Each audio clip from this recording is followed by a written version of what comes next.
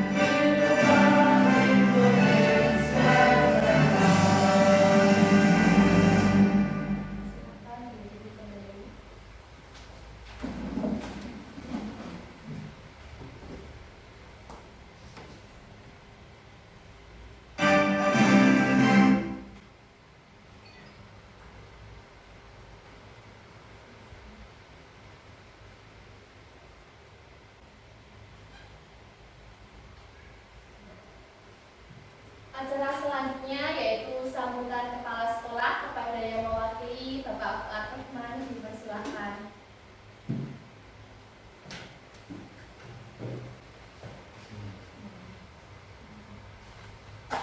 Bismillahirrahmanirrahim. Assalamualaikum warahmatullahi wabarakatuh. Waalaikumsalam warahmatullahi wabarakatuh. Izinkan yang pertama saya mewakili kepala sekolah ini. Yang saya hormati rekan-rekan teman sahabat guru SD Bojong Salaman, yang khusus kepada Bu Deni, calon guru penggerak anak 2 yang saya banggakan atas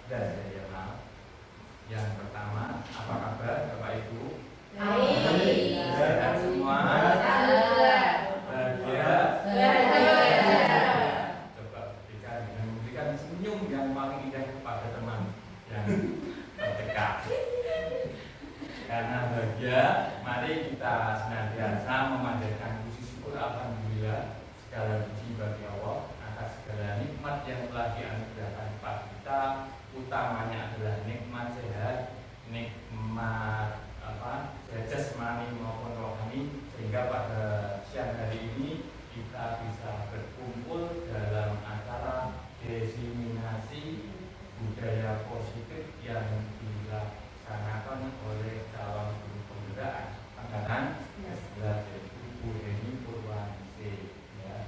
Selanjutnya mari kita ikuti kegiatan ini dengan baik karena ini adalah tugas dari Bu Heni untuk melaksanakan aksi nyata budaya positif di lingkungan khususnya lingkungan SD Negeri Bojong Salaman. Mudah-mudahan ini hasilnya nanti berdampak kepada peserta didik kita yang nantinya akan menjadi generasi emas di tahun yang akan datang, karena guru sekarang ini adalah guru yang hebat-hebat, guru penggerak muda-muda semua, menggantikan generasi yang tua seperti saya ini nanti digantikan guru yang muda-muda yang semangat, yang hebat. Tepuk tangan buat saya. Demikian yang dapat saya sampaikan. Apabila ada hal yang kurang berkenan, saya mohon maaf yang sebesar-besarnya. Demikian, billahi taufiq wal hidayah wal ridho wal inayah wal afu minkum. Wassalamualaikum warahmatullahi wabarakatuh. Waalaikumsalam warahmatullahi wabarakatuh. Terima kasih Pak Fuad Rahman atas sambutan yang diberikan. Selanjutnya, nah Bapak Ibu, hari ini nanti kita akan melakukan diseminasi tentang budaya positif ya. Sebelumnya biar untuk menambah fokus kita ada ice breaking dulu. Nanti ini melanjutkan kata yang saya ucapkan. Cluenya itu melanjutkan kata ya. Ikan, nikmat, tanah. Siapa yang bisa melanjutkan? Mandus. Ikan, nikmat, tanah. Hidup, betul. Selanjutnya pupuk, betul. Selanjutnya pupuk. Selanjutnya salah. Pupuk. Keluarga. Terus betul. Bawah. Yang lainnya keluarga. Terus Berencana. nah, salah. Keluarga. Apel. Terus wah dia fokus baru belva nih. Apel. Terus lah apel. Dimakan. Salah. Lambung. Apel, lambung. Terus ngantuk. Gajah. Betul. Kemudian terus ada lagi harimau. Betul. Ada lagi uang. Ada lagi uang. Uang. Gorila. Selanjutnya ayam. Oke. Nah ini yang sudah mendapatkan cluenya yaitu bagaimana berapa cluenya berarti huruf belakang. Nah, melanjutkan huruf belakang, mencari kata yang diawali huruf belakang pada kata sebelumnya ya. Nah semoga ini nanti bisa diikuti karena dilaksanakan di kelas baik masing-masing gitu. Next. Nah, tujuan dari kegiatan ini yaitu mendiskusikan pemahaman tentang budaya positif di kelas maupun di sekolah serta berbagi penerapan. Nah, nanti selain kita berdiskusi bersama mengenai budaya positif, kita akan praktik bersama membuat keyakinan kelas ya Bapak Ibu. Nanti bisa dipraktikkan di kelas masing-masing juga. Selanjutnya. Nah, ini yang pertama yaitu materi pada siang hari ini. Yang pertama disiplin positif dan nilai-nilai kebajikan universal. Yang kedua teori motivasi yaitu hukuman, penghargaan dan restitusi. Dan yang ketiga keyakinan kelas. Yang keempat kebutuhan dasar manusia dan dunia berkualitas. Yang kelima restitusinya ada dua yaitu yang kelima itu restitusi mengenai 5 posisi kontrol dan yang keenam restitusi mengenai segitiga restitusi.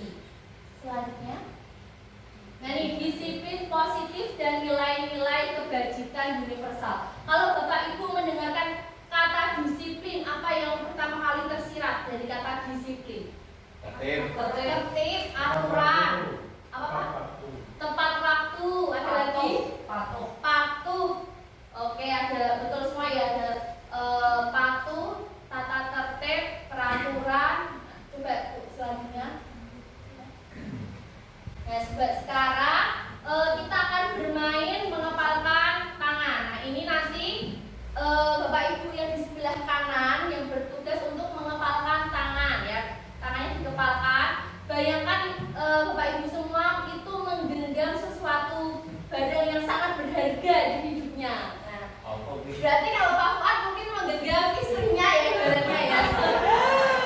Ini jalannya dulu. Silakan yang sebelah kanan silakan menggenggam tangannya dan yang sebelah kiri berusaha untuk membuka kepalan tangan temannya yang di sebelah kanan dengan segala usaha. Boleh dengan rayuan, boleh dengan apa namanya? Paksaan, boleh sebisa mungkin untuk membuka. Ya, silakan. Silakan Bu, bisa dipraktekkan. Mungkin Bu Desi itu ibaratnya memegang emas 20 karat ya, Bu.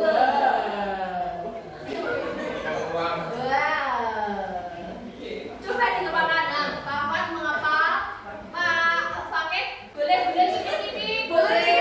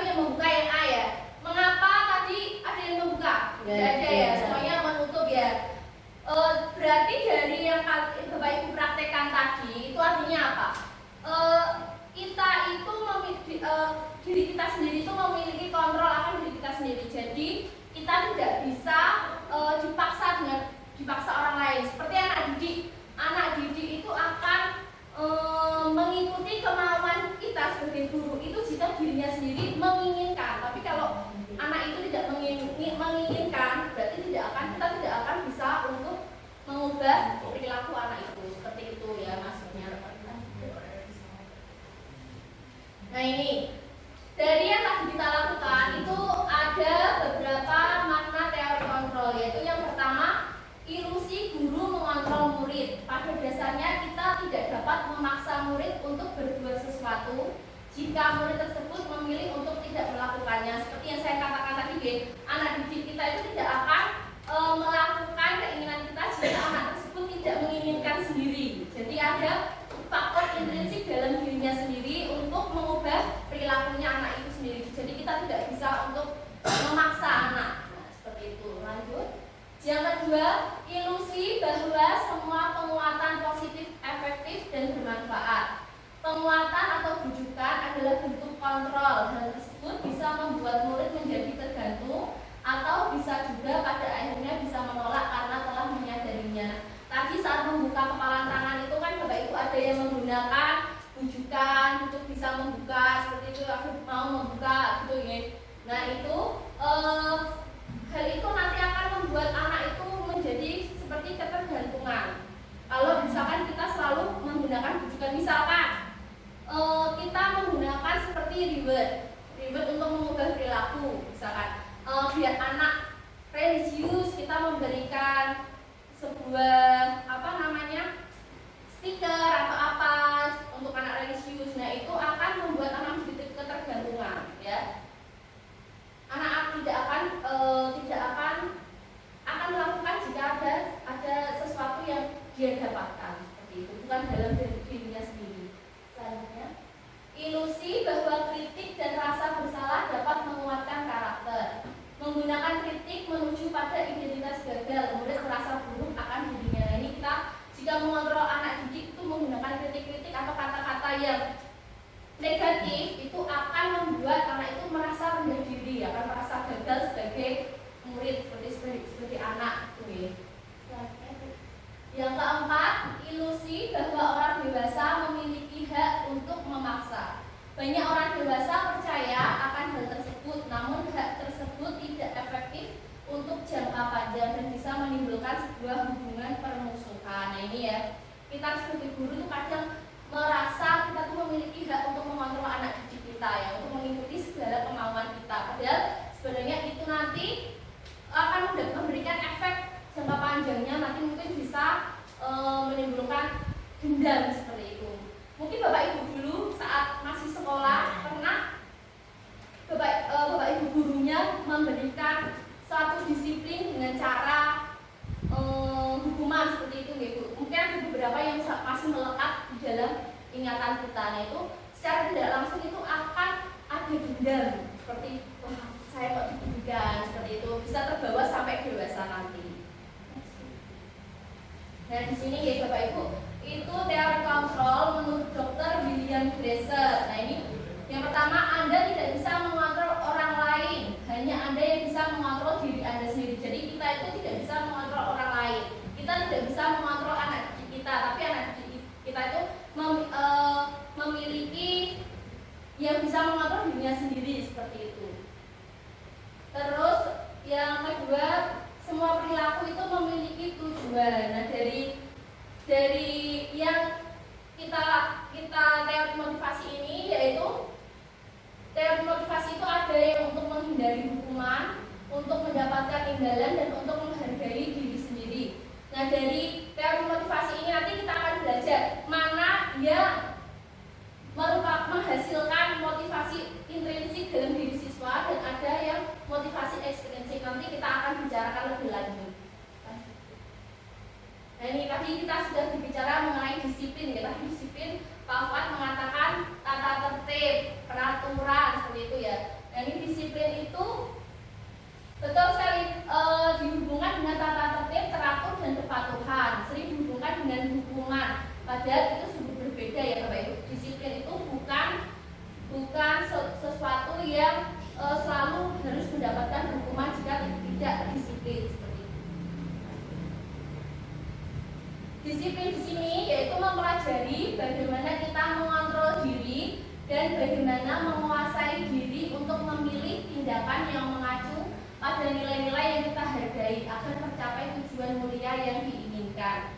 Jadi disiplin di sini tuh yaitu kita mengontrol diri kita sendiri untuk memilih tindakan-tindakan yang mana bisa mencapai tujuan yang kita inginkan.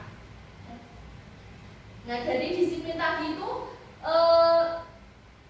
tujuannya yaitu untuk bisa mengamalkan nilai-nilai kebajikan universal. Nah di sini nilai kebajikan universal itu nilai-nilai yang disepakati bersama lepas dari suku, bangsa, agama, bahasa maupun latar belakangnya. Nah dari tadi yang disiplin positif tadi ya Bu, itu semuanya itu menjurus atau mengarah kepada nilai kebajikan universal profil pelajar Pancasila, yaitu satu, beriman, bertakwa kepada Tuhan Yang Maha Esa dan berakhlak mulia. Yang kedua, mandiri. Yang ketiga, bernalar kritis. Keempat, berkebinekaan global. Kelima, bergotong royong. Dan yang keenam, kreatif. Nah dari semua disiplin positif yang kita lakukan tadi itu sebenarnya mengarahnya pada tadi nilai-nilai kebajikan universal yang profil pelajar Pancasila tadi ya.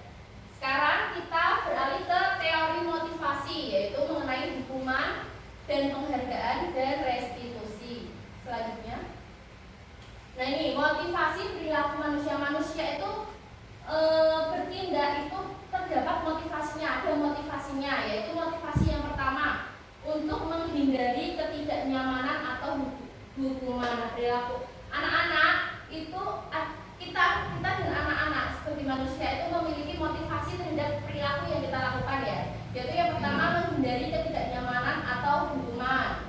Yang kedua, untuk mendapatkan imbalan atau penghargaan dari orang lain.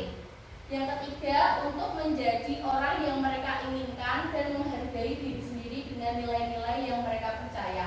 Dari ketiga ini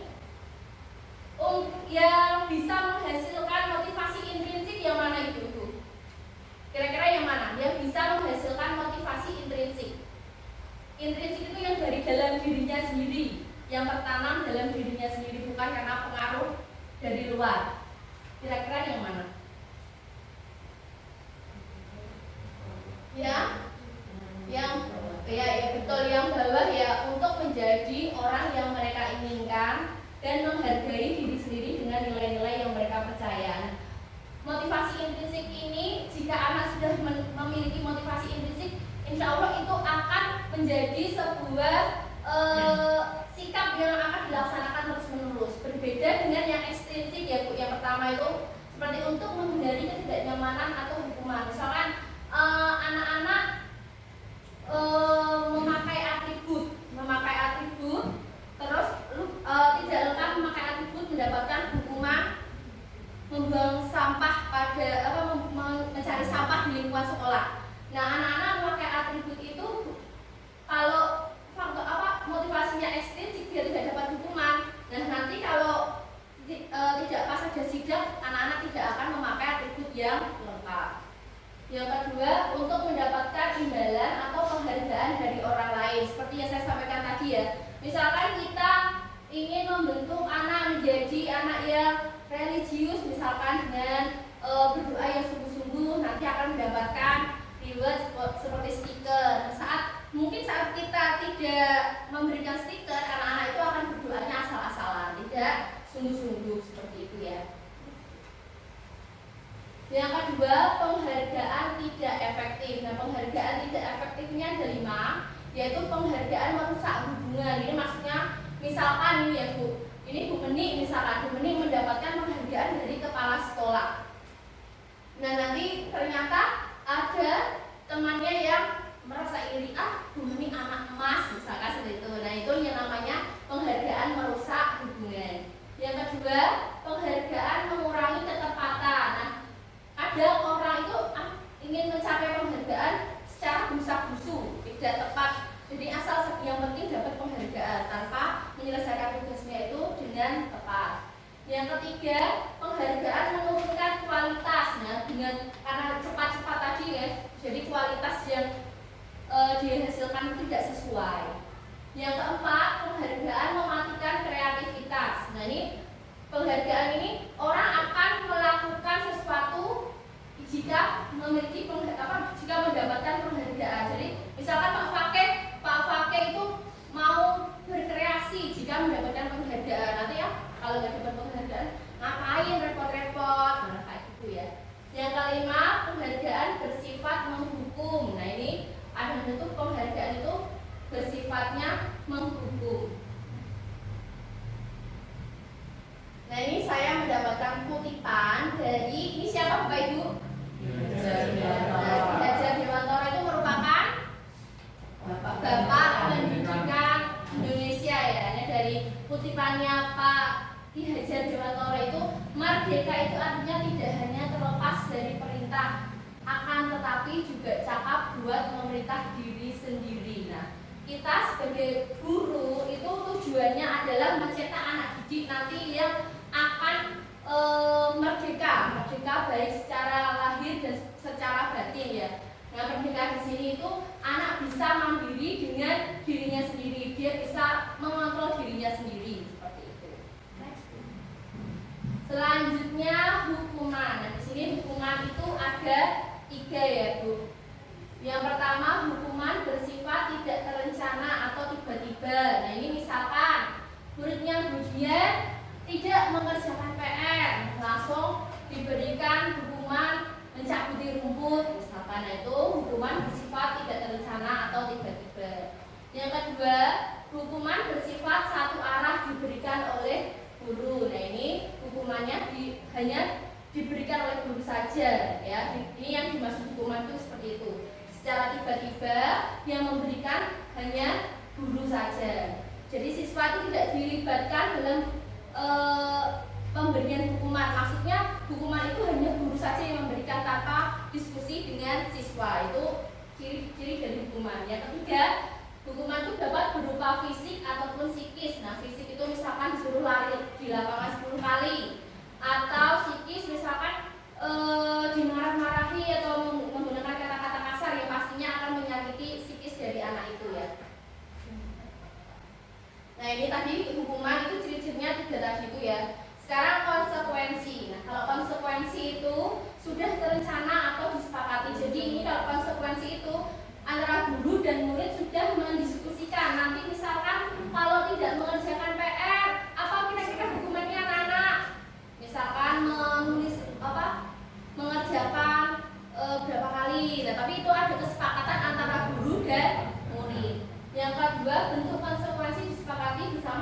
dan murid ya, seperti yang saya sampaikan tadi ya.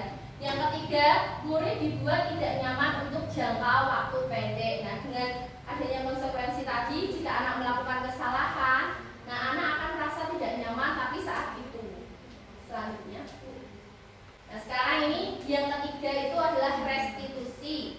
Restitusi adalah proses menciptakan kondisi bagi murid untuk memperbaiki kesalahan mereka, sehingga mereka bisa kembali pada kelompok mereka dengan karakter yang lebih kuat.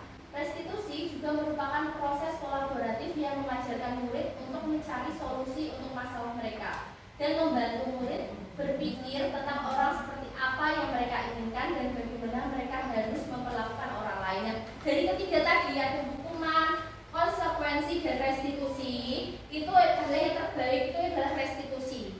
Karena restitusi ini yaitu kita bersama dengan murid, murid itu akan mencari sendiri solusi, akan memahami dulu kesalahan mereka yang diperbuat.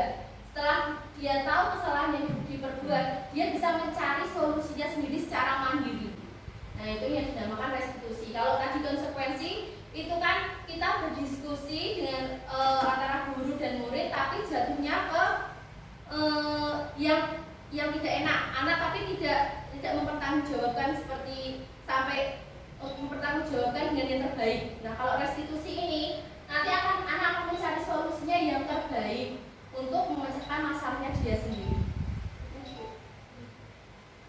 Nah, di sini ada tabel mengenai tentang hukuman, konsekuensi, dan restitusi. Jika kita menggunakan hukuman, kita akan membuat anak-anak memiliki identitas yang gagal. Nah, anak itu yang pertama pasti akan menyakitkan orang lain ya. Yang kedua, tidak nyaman, murid merasa tidak nyaman. Yang ketiga,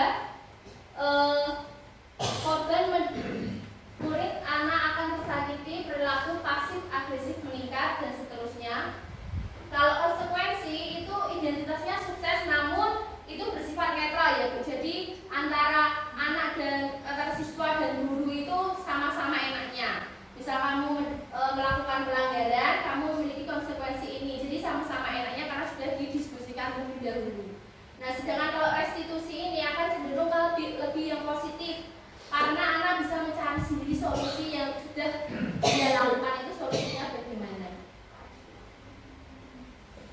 Nah, ini sekarang saya ada studi kasus yang yaitu Ibu Anas mendapatkan masalah. Murid-muridnya tidak bisa berdiri antri dengan tertib dan selalu berebut masuk kelas setelah jam istirahat usai. Akhirnya Bu Anas berpikir cepat dan mengandalkan stiker bintang. Siapa yang dapat berbaris rapi dapat bintang dari Bu Anas. Hal tersebut rupanya cukup berhasil sampai suatu saat Bu Anas sakit dan terpaksa digantikan Pak Heru. Pak Heru tidak mengetahui tentang stiker tersebut dan benar saja pada saat hendak masuk kelas mereka kembali berebut. Dan dari studi kasus ini yang dilakukan Bu Anas itu menumbuhkan motivasi intrinsik atau ekstrinsik kira-kira Bu? Ekstrinsik, yaitu dengan memberikan penghargaan atau stiker bintang. Kira-kira apakah ini akan efektif terhadap anak didik? Mungkin efektif saat itu, tapi tidak tertanam dalam diri anak gitu. Nah, itu kita harus menghindari kegiatan seperti ini. Nah, itu karena tidak akan menumbuhkan motivasi intrinsik dari dalam anak, hanya ekstrinsik saja. Jadi anak selalu mengandalkan biar mendapatkan stiker bintang. Next. Nah, dari studi kasus tadi berdasarkan teori motivasi, kira-kira motivasi murid-murid diambil atau sudah ya motivasi ekstrinsik ya Bu. Adakah cara lain? Adakah yang mau berpendapat kira-kira bisa tidak dengan cara lain selain memberikan stiker bintang? Dengan cara apa? Adakah? Monggo silakan yang mau berpendapat. Selain menggunakan stiker bintang, kita bisa melakukan apa untuk bisa menumbuhkan sikap disiplin anak tadi agar mau mengantri tadi? Yang bisa menumbuhkan motivasi intrinsik kira-kira apa yang dilakukan?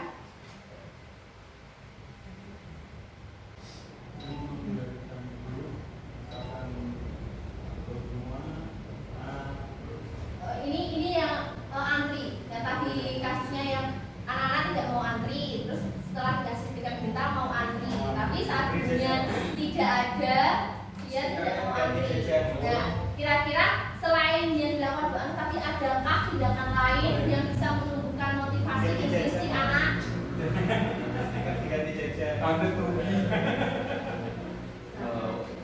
Kalau zaman dulu itu belum masuk kelas tuh berbaris di depan kelas, kemudian setelah tengah-tengah gitu. Berarti itu berawal dari tata tertib ya Pak ya, berarti ya diawali dari tata tertib di kelas dulu ya, harus berbaris antri gitu ya. Kenapa ada pelajaran bilang sendiri? Tidak ada budayanya itu ya. Mungkin ini bisa kita munculkan kembali budaya seperti itu biar anak tetap bisa disiplin setiap masuk kelas. Karena mungkin karena di sekolah kita kan ada apel pagi setiap pagi Pak. Jadi, nah anak berbarisnya saat apel itu langsung menuju ke kelas. Nah, dari kasusnya Bu Anas tadi, ya betul yang disampaikan Pak Fuad tadi, mungkin dengan cara anak-anak berbaris di depan kelas. Nah, kalau di sekolah kita kan ada apel pagi ya. Nah, kalau di kasusnya Bu Anas ini mungkin betul kata Pak Fuad untuk bisa berbaris rapi dulu di depan kelas. Nah, berbaris rapi itu adalah wujud dari tata tertib ya berarti ya. Nah, itu nanti kita akan pelajari.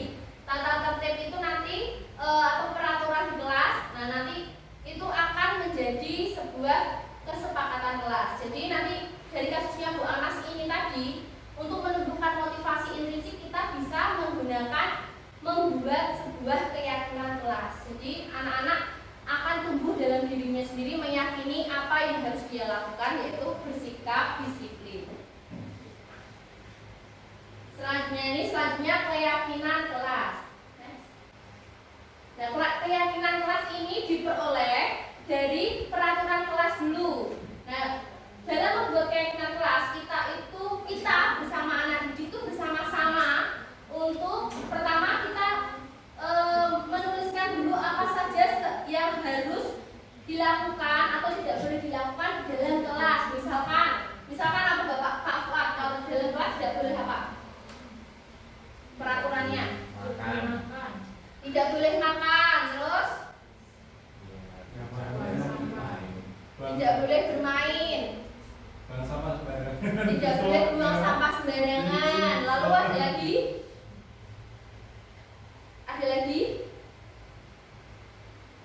Nah, dari peraturan-peraturan kelas ini nanti kita klasifikasikan ya, tidak boleh lepas sepatu ya. Dari peraturan-peraturan kelas ini bisa kita nanti klasifikasikan menjadi kalimat yang positif. Nanti kita ubah menjadi kesepakatan kelas. Nah, kalau kesepakatan kelas itu sudah kita sepakati satu kelas antara guru dan murid, nanti akan kita jadikan menjadi keyakinan kelas. Nah, keyakinan kelas ini nanti akan membentuk lingkungan sekolah yang positif, lingkungan kelas yang positif. Dengan adanya lingkungan kelas yang positif, aman, nyaman, nah nanti itu akan muncullah budaya positif di kelas maupun di sekolah. Nah, coba Bapak Ibu dilihat di layar di sini, mana yang merupakan kesepakatan, yang merupakan keyakinan kelas. Kira-kira mana yang merupakan keyakinan kelas?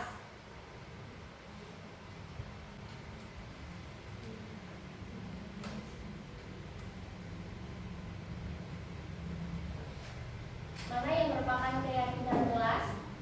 Yang sebelah sini atau yang sebelah sini? Kanan dia mana? Yang hijau apa yang putih? Yang putih. Yang putih itu keyakinan. Walaupun ini judulnya sama ya, kesepakatan kelas ya. Berarti yang putih keyakinan kelas. Berarti yang hijau kesepakatan kelas. Ada pendapat lain? Perbedaan antara keyakinan dan kesepakatan kadang ini tuh masih suka rancu dan balik-balik antara keyakinan kelas dan kesepakatan kelas. Tadi Bu Elva berpendapat bahwa keyakinan kelas yang putih, yang hijau kesepakatan kelas. Semuanya sepakat dengan jawaban Bu Elva?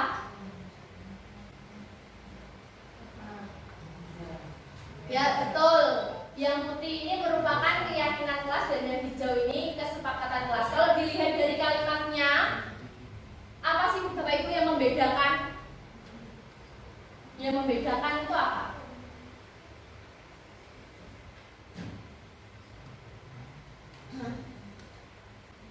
Memang ini sih, dia tuh masih suka rancu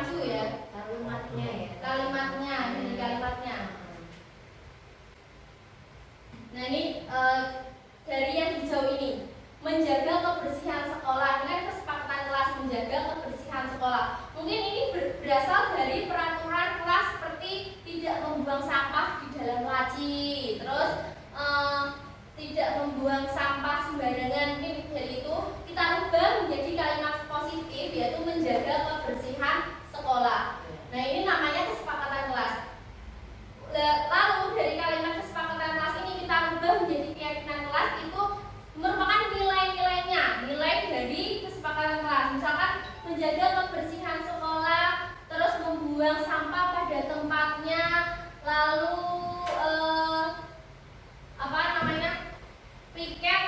selalu piket setelah pulang sekolah. Itu mungkin bisa menjadi keyakinan kelas seperti bertanggung jawab. Nah, jadi keyakinan kelas itu adalah nilai-nilainya, bukan tindakan-tindakan. Jadi dari tindakan-tindakan itu, dari kesepakatan tindakan yang banyak sekali, tidak membuang sampah pada tempatnya, menjaga kebersihan sekolah, itu nanti kita rangkum jadikan satu menjadi keyakinan kelas seperti bertanggung jawab. Bertanggung jawab di sini kan bertanggung jawab akan kebersihan sekolah, bertanggung jawab kebersihan kelas, seperti itu ya Bapak Ibu. Lalu misalkan ada lagi contoh datang tepat waktu, terus mengerjakan tugas tepat waktu. Nah, itu nanti bisa di keyakinan kelas menjadi disiplin. Nah, seperti itu. Lalu mungkin ada lagi tidak boleh berbicara kotor. Tidak berbicara kotor kan menjadi berbicara yang sopan. Terus saling menyayangi, itu nanti bisa menjadi satu di keyakinan kelas menjadi menghormati atau menghargai, seperti itu. Nah, ini mengapa keyakinan kelas? Mengapa tidak peraturan kelas saja? Nah, jadi mengapa kok harus keyakinan kelas, tidak peraturan kelas saja? Karena kita biasanya sering mendengarnya peraturan seperti itu ya. Karena kalau keyakinan kelas itu seseorang akan lebih tergerak dan bersemangat untuk menjalankan keyakinannya, karena kita yakin, harus yakin dalam diri kita. Berarti sudah ada motivasi intrinsik dalam diri kita untuk melakukan itu. Seperti itu. Jadi kalau peraturan itu peraturan, kadang-kadang kita mengabaikan seperti itu ya. Nah, ini murid-murid pun demikian, mereka perlu mendengarkan dan memahami arti sesungguhnya tentang peraturan yang diberikan, apa nilai kebajikan di balik peraturan tersebut dan apa tujuannya. Nah, ini ada beberapa peraturan. Nah, ini kita akan ubah menjadi keyakinan kelas. Kalau peraturannya selalu kembalikan buku ke tempatnya, kira-kira keyakinan kelas yang tepat apa nih? Selalu kembalikan buku ke tempatnya. Mungkin keyakinan kelasnya yang bisa dimasukkan di situ. Nilai-nilai kebajikannya bertanggung jawab, boleh. Lalu yang kedua, dilarang mengganggu orang lain, saling menghormati, saling menghargai. Yang ketiga, hadir di sekolah 15 menit sebelum pembelajaran dimulai, disiplin. Yang keempat, dilarang melakukan kekerasan,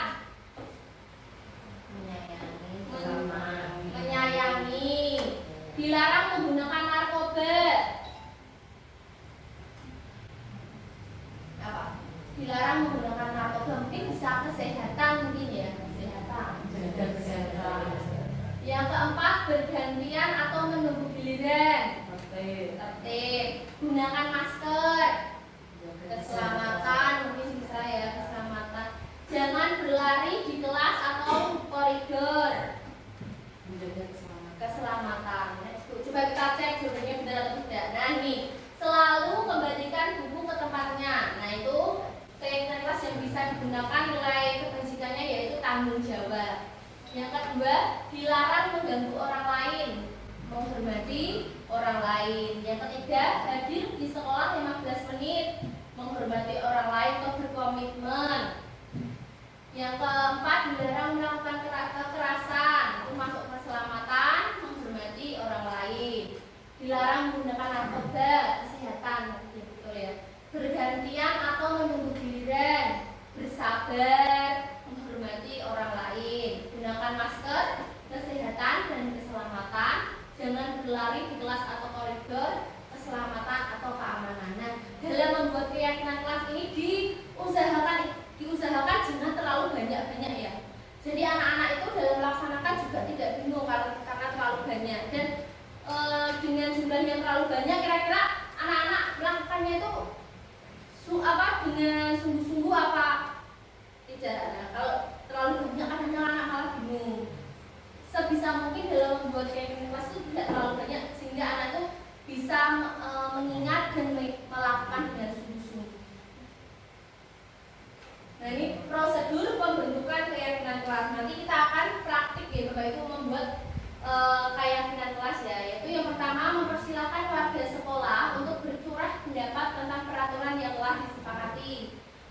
kedua, mencatat semua masukan. Nah, nanti semua masukan dari anggota kelas, baik guru maupun murid itu dicatat agar bisa nanti diklasifikasikan. Yang ketiga, susunlah sesuai prosedur ganti kalimat negatif menjadi positif. Jadi kita dalam membuat keyakinan kelas itu tidak menggunakan kalimat negatif seperti tidak boleh atau dilarang, karena anak-anak kadang-kadang itu kalau menggunakan kalimat negatif tidak boleh itu kan anak-anak kadang penasaran ya, malah ingin melakukan seperti itu, seperti anak saya sendiri soalnya seperti itu.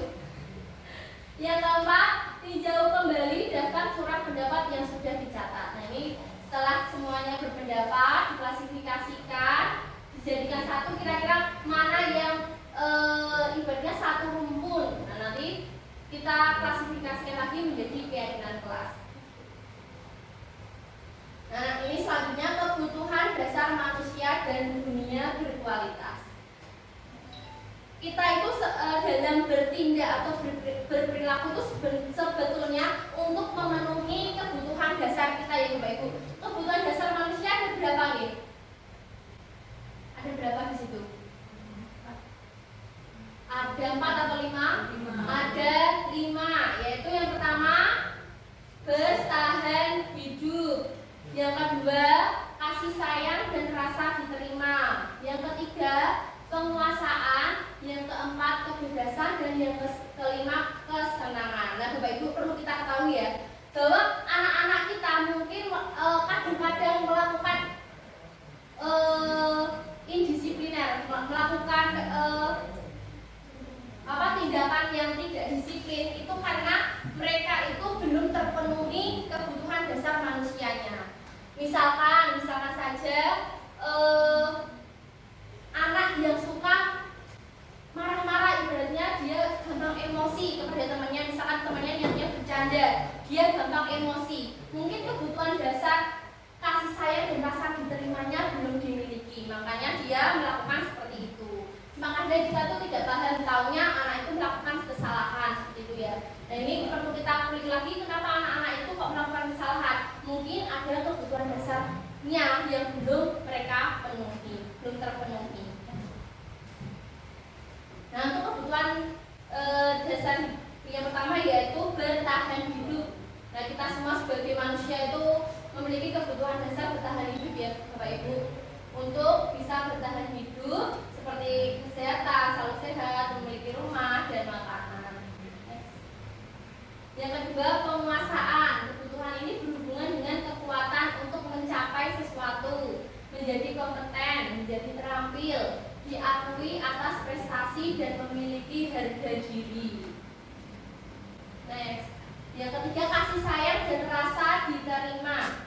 Kebutuhan untuk disayang dan diterima meliputi kebutuhan akan hubungan dan koneksi sosial, kebutuhan untuk memberi dan menerima kasih sayang, dan kebutuhan untuk merasa menjadi bagian dari suatu kelompok. Nah ini Bapak Ibu mungkin kalau ada anak didik kita atau rekan kita yang kok merasa sukanya kadang jengkel sendiri atau apa sendiri, mungkin itu butuh kasih sayang, butuh pelukan kita, butuh perhatian kita seperti itu ya. Next, yang selanjutnya kebebasan, yaitu kebutuhan akan kemandirian, otonomi, memiliki pilihan dan mampu mengendalikan arah hidup seseorang.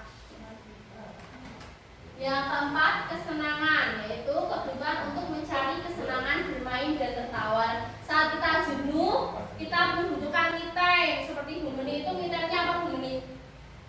Kerimban di salon. Nah, kerimban di salon itu Bu Meni memenuhi kebutuhannya, kebutuhan dirinya akan kesenangan ya. Mungkin kalau Bu Elva kebutuhan kesenangannya dengan apa Bu Elva? Dengan menonton drakor. Oh, dengan menonton drakor. Sama dengan saya berarti ya. Itu sudah sangat menyenangkan sekali. Nah selanjutnya kita akan belajar tentang restitusi 5 posisi kontrol. Nah di sini ada studi kasus ya Bapak Ibu.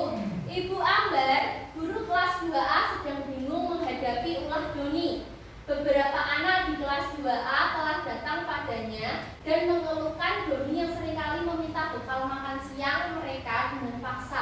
Jika Anda menghadapi situasi seperti Ibu Ambar, apa yang Anda lakukan? Menurut Anda, kira-kira apa alasan Doni melakukan hal itu? Nah, tadi kita sudah mempelajari kebutuhan dasar manusia. Kira-kira Doni ini kebutuhan dasar manusia yang belum terpenuhi apa Bapak Ibu?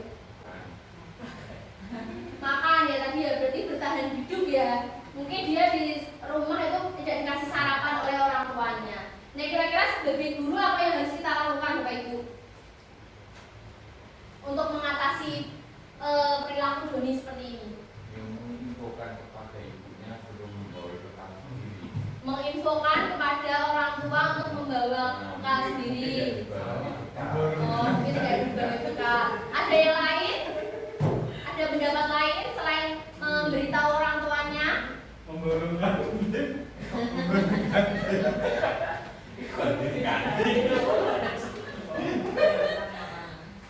Apa ini? Membelikan makan. Oh, baik sekali ya ini ya. Berarti kalau anak satu kelas seperti itu Apa yang jadi pembeli sangat berbeban sekali ya. Ada yang lain lagi? Selain membelikan makan, memberitahukan orang tuanya, adakah yang lain? Meminta temannya untuk berbagi. Meminta temannya untuk berbagi. Boleh, adakah yang lain lagi? Mungkin kita bisa dengan menanyai Doni dulu ya. Mengapa kok Doni melakukan itu? Nah, pasti kan ada sebabnya kenapa anak itu melakukan seperti itu. Nah, ini nanti bisa kita gunakan cara-cara dengan cara pendekatan secara pribadi dengan Doni. Nah, di sini ada 5 posisi kontrol guru nih, yaitu yang pertama sebagai penghukum, yang kedua pembuat rasa bersalah, yang ketiga sebagai teman, keempat pemantau, dan yang kelima manajer. Kalau dari 5 posisi kontrol ini biasanya Bapak Ibu seringnya menggunakan posisi kontrol yang mana? Seringnya. Kemudian seringnya menggunakan 5 posisi kontrol yang mana Bu? Teman. Pak Fuad, dari 5 posisi kontrol ini biasanya yang sering Pak Fuad lakukan? 5. Yang mana? 5. Sampai tugas 30. 1. Apa? Jadi satu. Ya 1 Pak. Enggak. Oh, oke. Masa kita hukum. Kalau berapa yang berapa Bu? Sepertinya ketiga. Yang ketiga. Bu Desi yang mana Bu Desi? 3 dan 4. 3 dan 4. Kalau Bu Anak. teman sebagai teman, banyak kan sebagai teman ya seringnya ya.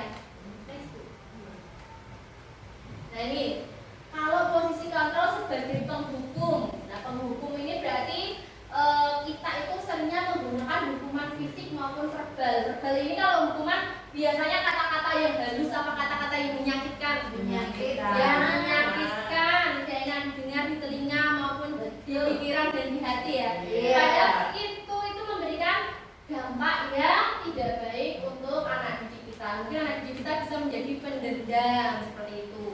Malah bisa jadi kadang menjadi resisten ya. Kebal. Seketika tertib. Ya memang bisa seketika tertib. Tapi apakah itu bisa menumbuhkan motivasi intrinsik dalam diri anak Pak Kek? Ekstrinsik ya. Dia melakukan yang hukuman itu agar tidak dihukum agar tidak dihukum seperti itu ya. Tidak motivasi intrinsik. Yang kedua pembuat rasa bersalah. Nah ini biasanya itu menggunakan keheningan yang membuat orang lain merasa tidak nyaman atau bersalah atau rendah diri. Nah ini lebih baik kita hindari ya karena ini juga tidak baik untuk anak didik kita. Yang ketiga ini sebagai teman. Nah kita terbiasa seringnya menggunakan posisi kontrol sebagai teman ya. Jadi guru pada posisi ini tidak akan menyakiti murid, namun akan tetap berupaya mengontrol murid melalui persuasi. Misalkan mungkin, ayolah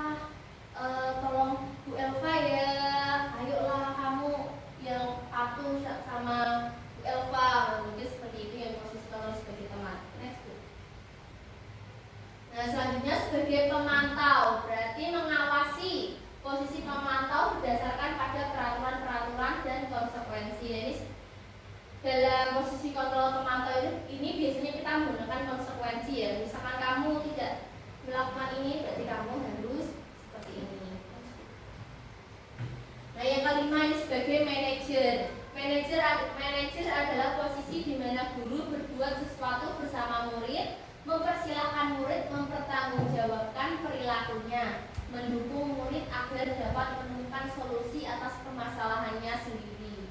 Nah, ini kemarin kebetulan saya juga sudah mempraktekkan kepada anak didik saya menggunakan posisi kontrol sebagai manajer ini. Nah, ini dengan saya memposisikan diri menjadi manajer ini, alhamdulillah anak itu bisa mencari sendiri solusi atas perbuatan yang dia lakukan. Nah, itu dengan itu anak itu menyadari sendiri tanpa kita harus menggunakan kata-kata kasar atau merasa dia itu melakukan kesalahan.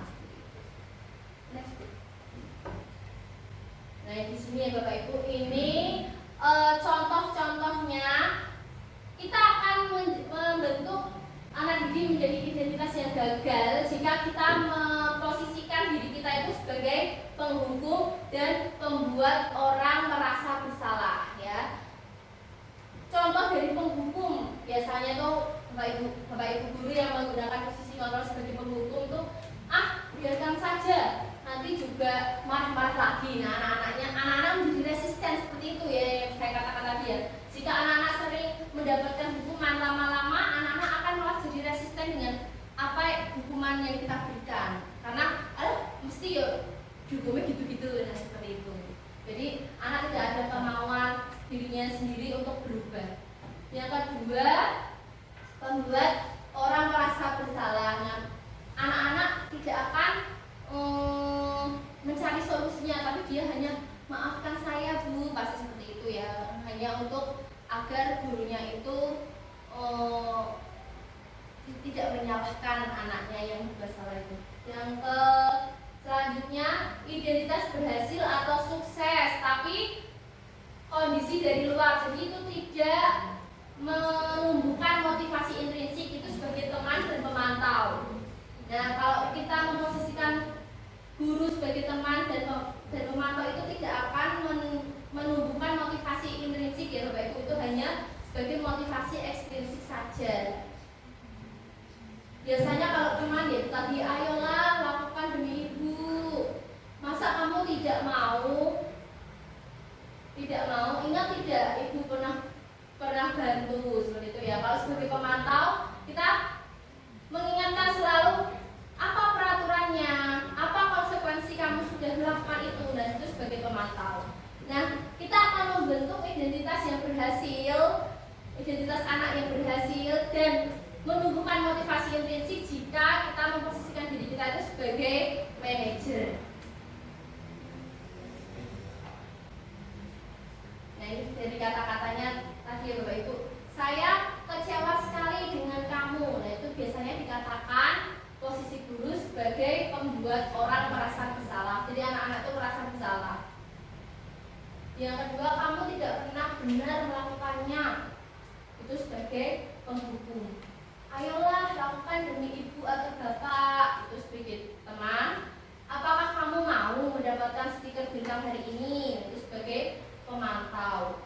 Yang kelima, bagaimana kamu bisa menyelesaikan masalah ini. Nah, itu sebagai manajer kita menuntun anak untuk menyelesaikan sendiri permasalahannya. Yang terakhir, kamu selalu yang paling terakhir, itu sebagai penghukum. Jadi kita selalu menyalahkan anak didik kita.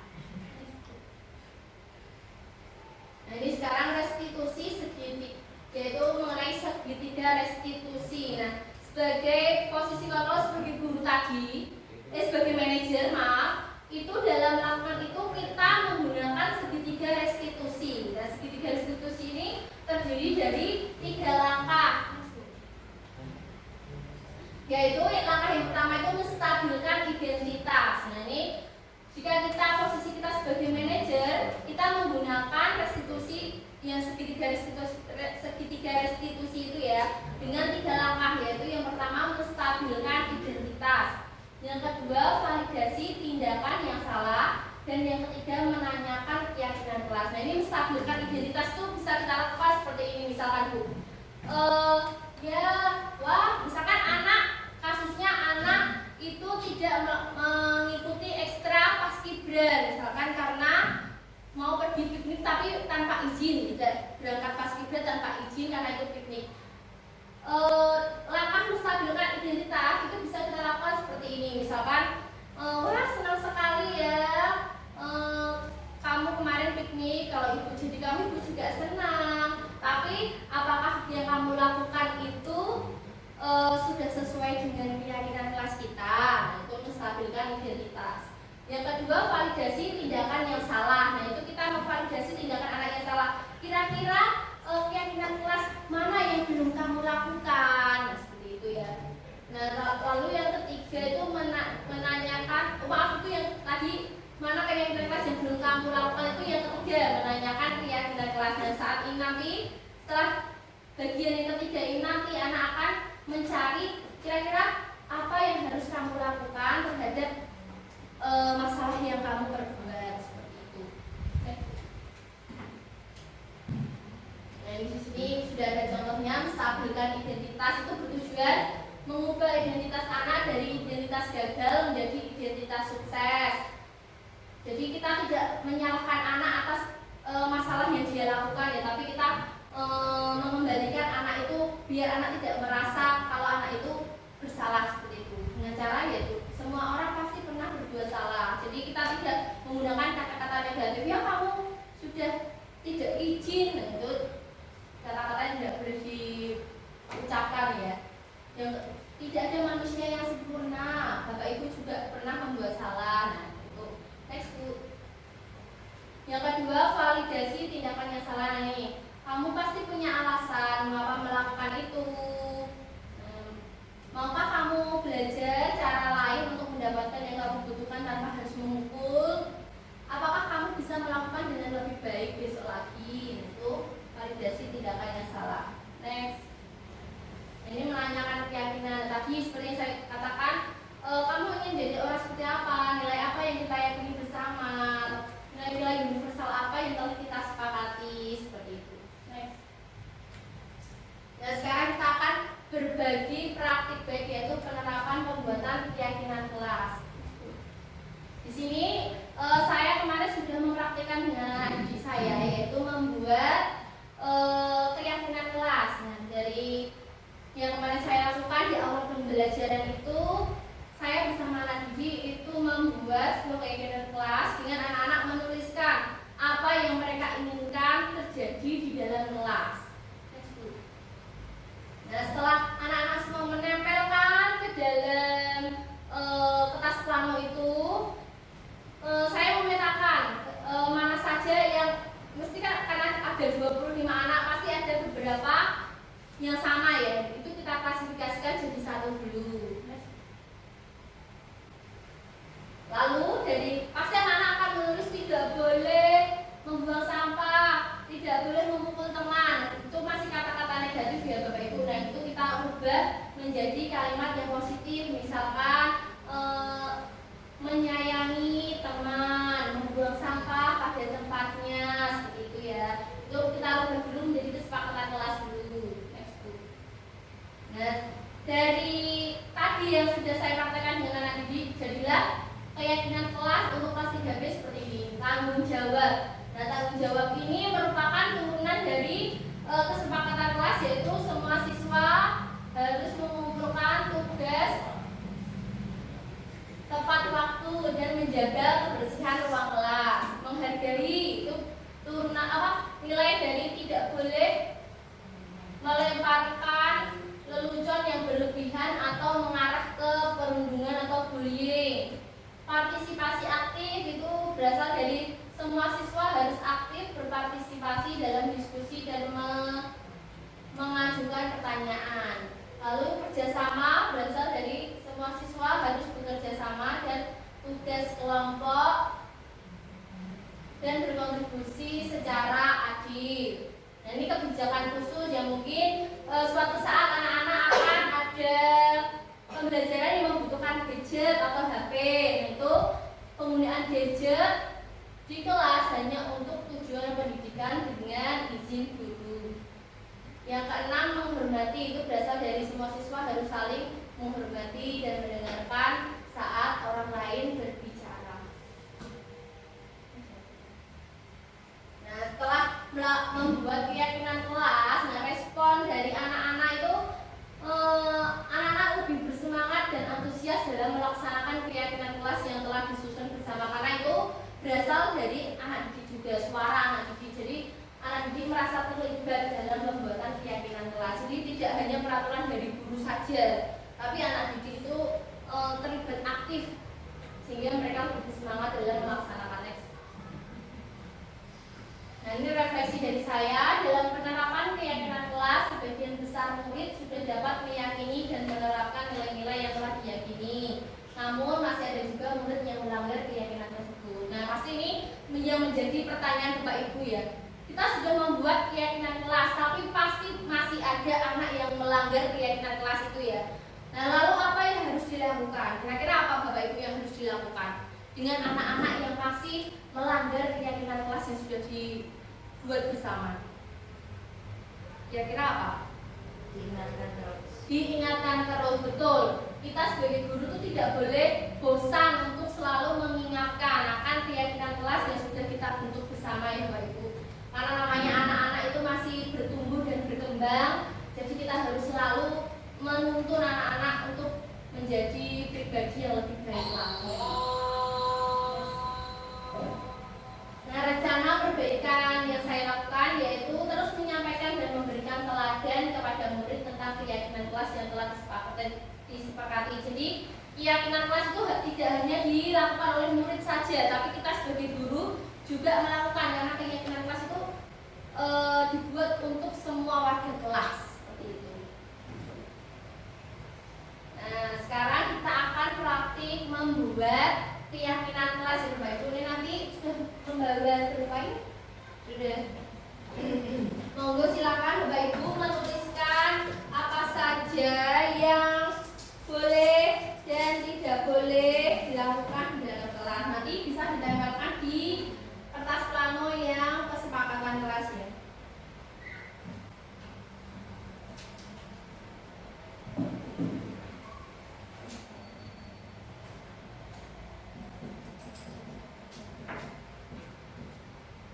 Jadi langkah-langkah pertama yaitu kita memberikan ruang untuk anak mencurahkan apa yang mereka inginkan.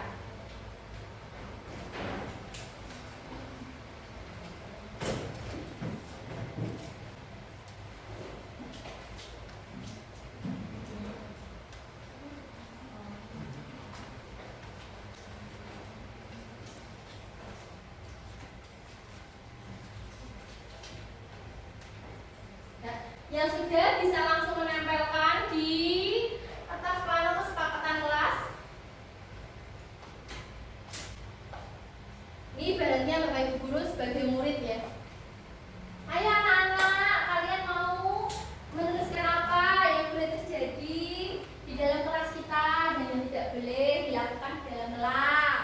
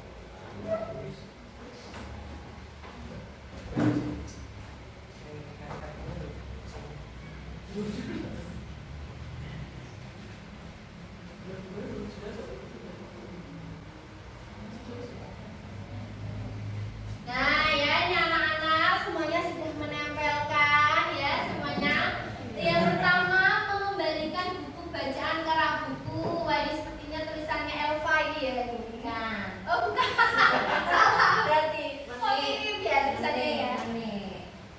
Yang ini tidak boleh berkata saru. Saru itu berarti berkata kotor ya, ini Pak Fuad. Fuad, Fuad. Yang selanjutnya pakai saling menghargai teman. Nah, membawa buku sesuai jadwal. Ini baru yang baru. Iya. Tulisannya mirip sekali. Tidak boleh makan saat pelajaran. Ini usul ini ya, usul. Tidak membuang sampah sembarangan. Tidak boleh berbicara kotor. Ini iya nih ya. Ini apakah ada teman-temanku yang suka berbicara kotor? Ada, Bu. Banyak. Ada, Bu, kelasnya. Oh, Pasti loh, Bu. tidak boleh mencoret-coret meja. Siapa ini ya? Tidak boleh mencoret-coret meja. Ayo. Berarti ini masih banyak ya anak yang suka mencoret-coret meja ya ini ya. Nanti disuruh ngecat. Menghormati orang lain yang sedang berbicara. Ini siapa ini? Bagus sekali kata-katanya. Tidak boleh ramai saat guru menerangkan. Nih, oke.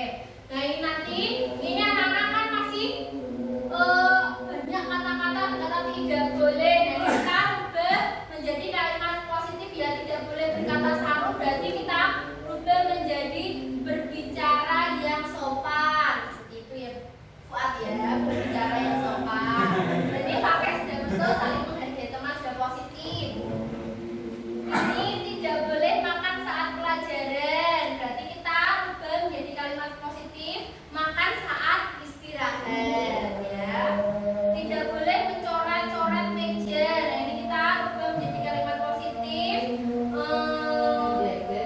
menjaga kebersihan kelas. Pintar Elva ya.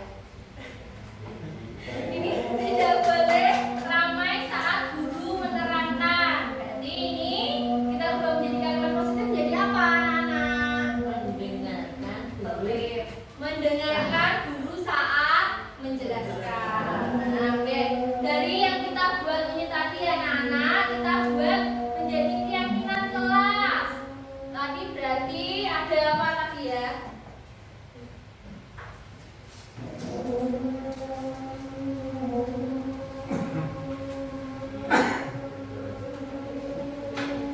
Nah, ini keyakinan kelas kita tidak boleh berkata saru, tapi kita rubah menjadi berbicara yang dengan sopan. Berarti keyakinan kelasnya kita menjadi kesopanan. Kesopanan. Kurang besar ya? Oh iya, nanti selanjutnya ibu besarkan lagi. Lalu mengembalikan buku bacaan orang, kira-kira menjadi apa kalau mengembalikan buku ke dalam rak? Kembali.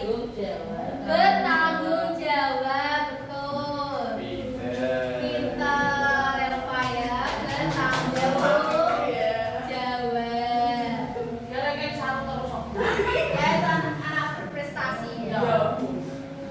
Terus, tidak boleh ramai saat. Berarti tadi yang mendengarkan guru tadi apa maksudnya? Tertib. Boleh tertib.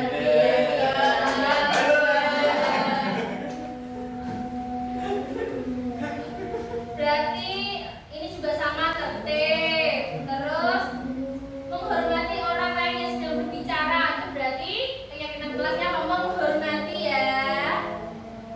Ya, menghormati. Sekarang sudah terlihat? Sudah.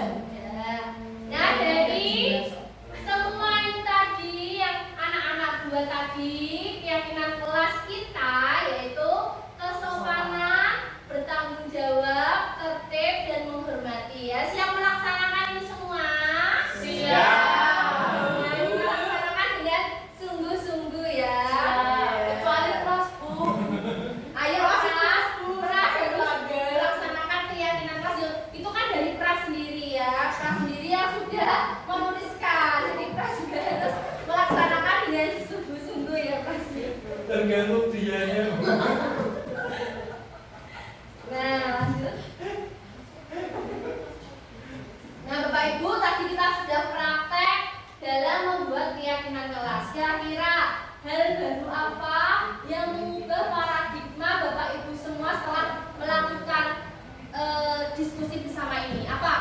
kemudian kira-kira apa yang dari hasil diseminasi saya tadi, apa yang sudah mengubah paradigma kemudian yang sebelumnya kemudian lakukan setelah sekarang melakukan diskusi bersama ini? Yang pertama yang pasti itu mendapatkan ilmu baru. Mendapatkan ilmu Dari baru. apa diseminasi hari ini. Terus yang kedua, hal-hal yang tidak perlu dilakukan di kelas tidak boleh diulangi lagi, dan ilmu yang baru saja disampaikan oleh Bu ini bisa diterapkan di kelas, terutama di kelas saya. Oke, terima kasih Bu Dian. Kasih tepuk tangan. Bu Nova, kira-kira apa paradigma barunya? Hampir sama. Sama dengan Ibu Dian. Jadi apa yang menjadi yang baik diterapkan di kelas saya bisa contoh dengan anak-anak bisa berkembang menjadi lebih baik lagi. Nah, Bapak Ibu, kira-kira setelah tadi kita berdiskusi, apakah ada perasaan selama ini ternyata kita sering melakukan hal praktek terhadap siswa? Sedikit ya. sedikit merasa ya, karena nah, itu kan sebelum kita mengetahui ya. Ini sekarang kita sudah mengetahui mana yang boleh dan mana yang tidak boleh. Semoga nanti ini dengan acara diseminasi ini bisa merubah perilaku kita sebagai pendidik dan membuat sekolah kita itu memiliki budaya yang positif, membentuk anak didik yang bisa mengembangkan potensinya dan bisa mandiri secara utuh. Lalu perasaan apa yang muncul selama mengikuti sesi ini? Coba Pak Fuad, perasaan apa yang muncul selama mengikuti sesi ini? Perasaan senang, Iya. bahagia, puas, mendapat ilmunya. Wah, senang, Semoga bahagia, kita puas semua ya. nanti menerapkan di kelasnya masing-masing. Amin. Semoga nanti setelah diskusi ini kita bisa menjadi pendidik yang lebih baik lagi.